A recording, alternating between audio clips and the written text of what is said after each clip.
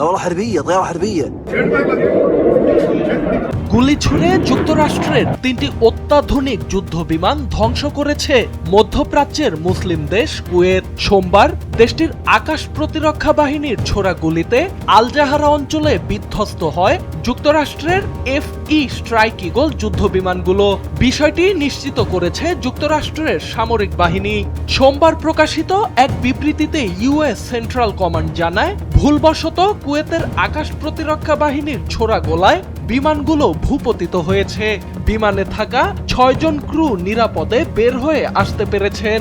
বিবৃতিতে আরো বলা হয়, আঞ্চলিক উত্তেজনার মধ্যে আকাশপথে সক্রিয় প্রতিরক্ষা ব্যবস্থা পরিচালনার সময় অনাকাঙ্ক্ষিত এই দুর্ঘটনা ঘটে। বিশেষ করে ইরান থেকে ছোড়া সম্ভাব্য উড়োজাহাজ, ব্যালিস্টিক ক্ষেপণাস্ত্র ও ড্রোন হামলার আশঙ্কা থাকায় প্রতিরক্ষা তৎপরতা জোরদার ছিল।